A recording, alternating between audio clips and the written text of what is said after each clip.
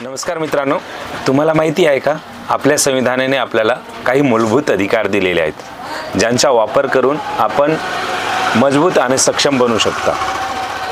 जर तुम्हाला बोलण्याचा अधिकारच नसता किंवा तुमच्या धर्मामुळे अन्याय झाला असता, कोणीतरी तुम्हाला जबरदस्तीने काम करायला लावलं असतं, तर तुम्ही काय केलं असतं? तर अशा वेळी मित्रांनो तुम्ही न्यायालयाचा मार्ग धरू शकता। हा तुमचा अधिकार आहे।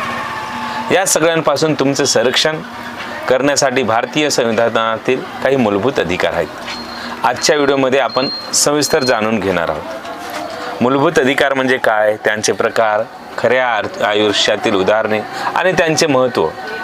त्यासाठी व्हिडिओ शेवटपर्यंत नक्की बघा, कारण शेवटी मी एक सोपी ट्रिक सांगणार आहोत। तर मित्रांनो, सर्वात अगोदर मूलभूत अधिकार म्हणजे काय? मूलभूत अधिकार म्हणजे भारतीय संविधानाने नागरिकांना दिलेले असे अधिकार जे त्यांचे स्वातंत्र्य, समानता आणि सन्मानासाठी आवश्यक आहेत। हे अधिकार संविधानाच्या भाग 3 मध्ये दिलेले आहेत आणि हे अधिकार न्यायालयाद्वारे लागू करता येतात। म्हणजे जर तुमच्यावर अन्याय झाला तर तुम्ही थेट कोर्टात जाऊ शकता। आणि अधिकार कोणते आहेत? तर सर्वात प्रथम म्हणजे समानतेचा अधिकार।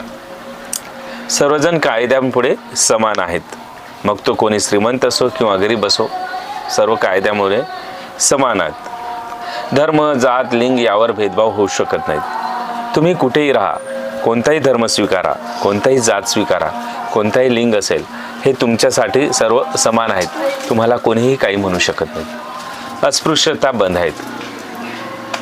जर एखाद्या हॉटेलमध्ये तुम्हाला जातीमुळे प्रवेश नाकारला तर तो कायद्याने गुन्हा आहे। जातीमुळे तुम्हाला कोणीही नाकारू शकत नाहीत, कोणीही नोकरी नाकारू शकत नाही, कोणीही काही करू शकत नाही।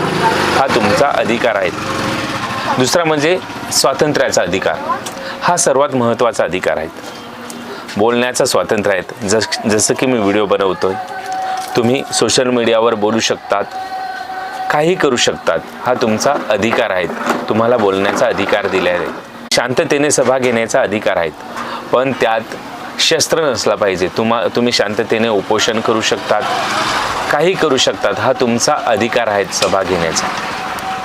कुठेही देशात फिरण्याचा अधिकार आहे। तुम्ही कोणत्याही राज्यात जा, कोणत्या देशात कुठेही तुम्ही बिनधास्तपणे फिरू शकतात। तुम्हाला कोणीही अडवू शकत नाहीत। हा तुमचा अधिकार आहे। कोणताही व्यवसाय करण्याचा अधिकार आहे। तुम्ही भारतामध्ये कुठेही कोणताही व्यवसाय करा, हा तुमचा अधिकार आहे। हा दुसऱ्या स्वातंत्र्याच्या अधिकारमध्ये तुम्हाला दिले आहे। जसं की तुम्ही यूट्यूबवर तुमचे मत मांडू शकता, जसं की मी मत मांडतो, हा तुमचा अधिकार आहे। पण लक्षात ठेवा, तुम्ही द्वेष किंवा हिंसा पसरवू शकत नाहीत। आपण द्वेष पसरवू शकत नाहीत। तुम्हाला बोलण्याचा अधिकार आहे, पण हिंसा सुद्धा पसरवू शकत नाहीत। हा थोडं मर्यादा आहे। तिसरा म्हणजे शोषणाविरुद्धचा अधिकार। जबरदस्ती काम करून घेणे किंवा बालमजुरीवर बंदी। तुम्हाला काम करण्याचा अधिकार आहेत आणि तुम्ही काम नाकारू सुद्धा शकता। म्हणजे तुम्हाला जबरदस्ती कोणी कामावर नेऊ शकत नाहीत, तुम्ही त्याला नाकारू शकता। आणि 18 वर्षापर्यंत बालमजुरीवर बंदी आहेत। तुम्हाला जर 18 वर्षापर्यंत मुले आहेत लहान, त्यांना कामावर ठेवू शकत नाहीत किंवा जबरदस्तीने त्यांना काम लावू शकत नाही तुम्ही। हा तुमचा अधिकार आहे। चौथा म्हणजे धर्म स्वातंत्र्याचा अधिकार। कोणताही धर्म स्वीकारण्याचा अधिकार तुम्हाला आहे। धर्माचे पालन आणि प्रचार करण्याचे स्वातंत्र्य म्हणजे तुम्ही मंदिर, मस्जिद, चर्च कुठेही जाऊ शकता, त्यामध्ये दर्शन घेऊ शकता, तिथे बोलू शकता। हा तुमचा अधिकार आहे। हा तुमचा अधिकार आहे। कुठेही मंदिरमध्ये जाऊ शकता, तुम्ही हिंदू असाल तर चर्चमध्ये जाऊ शकता, मस्जिदमध्ये जाऊ शकतात, किंवा मुसलमान लोक मंदिरमध्ये येऊ शकतात। हा अधिकार आहे तुमचा, तुम्हाला कोणीही नाकारू शकत नाहीत। पाचवा म्हणजे सांस्कृतिक आणि शैक्षणिक अधिकार। भाषा संस्कृती जपण्याचा अधिकार आहे। अल्पसंख्याकांना शैक्षणिक संस्था सुरू करण्याचा अधिकार आहे। म्हणजे तुमची भाषा, संस्कृती तुम्ही जपू शकता, तुमची भाषा तुम्ही कुठेही बोलू शकता। हा तुमचा अधिकार आहे। हे संविधानाने तुम्हाला अधिकार दिले आहेत। आणि 6 म्हणजे घटनात्मक उपायांचा अधिकार। सर्वात शक्तिशाली अधिकार हा आहेत। अधिकारांचा रक्षक म्हणून ओळखला जातो। जर तुमचे अधिकार तोडले गेले तर तुम्ही थेट सर्वोच्च न्यायालयात जाऊ शकता. न्यायालयात तुम्ही दाद मागू शकता आणि तुम्हाला ते अधिकार आहेत. म्हणूनच तुम्ही बघू शकता कोणीही जातं सर्वोच्च न्यायालयामध्ये जाते, त्यांच्यावर ज्यांच्यावर अन्याय झाला आहे तो न्यायालयात जातो आणि तिथे आपला अधिकार आणि आता आपला मत मांडतो आणि तो मिळवण्याचा अधिकार तो ठेवू शकतो. तर मूलभूत अधिकार का महत्त्वाचे आहेत? लोकशाही टिकवतात, नागरिकांचे संरक्षण करतात, सरकारवर नियंत्रण ठेवतात. म्हणून आपला हा अधिकार आपल्याला साध्या भाषेत म्हणजे हे अधिकार नसते तर आपल्याला स्वातंत्र्य मिळाले नसते. म्हणजे हे अधिकार मर्यादित नाहीत. देशाची सुरक्षा, सार्वजनिक सुव्यवस्था, नैतिकता यासाठी काही मर्यादा लागू होतात.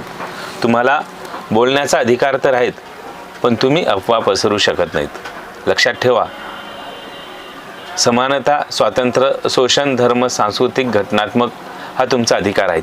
मित्रांनो, आपले मूलभूत अधिकार हे आपल्या स्वातंत्र्याचे आधार आहेत. त्यांना जाणून घ्या, त्यांचा योग्य वापर करा आणि जागरूक नागरिक बना. आपला विचार मांडा, आपले मत मांडा आणि तुमचे अधिकार जाणून घ्या. मित्रांनो, व्हिडिओ आवडल्यास व्हिडिओला लाईक करा. माझा उद्देश होता आपला अधिकार, तुमचा अधिकार तुम्हाला समजला पाहिजे, हाच या व्हिडिओचा उद्देश होता. अशाच प्रकारचे व्हिडिओ आपण बनवत असतो. त्यासाठी चॅनलला सबस्क्राईब करा जेणेकरून जनजागृती, लोकांचे अधिकार कळायला पाहिजे, हेच या चॅनलचा उद्देश आहेत. भेटूया मित्रांनो पुढच्या व्हिडिओत. तोपर्यंत जय हिंद, वंदे मातरम.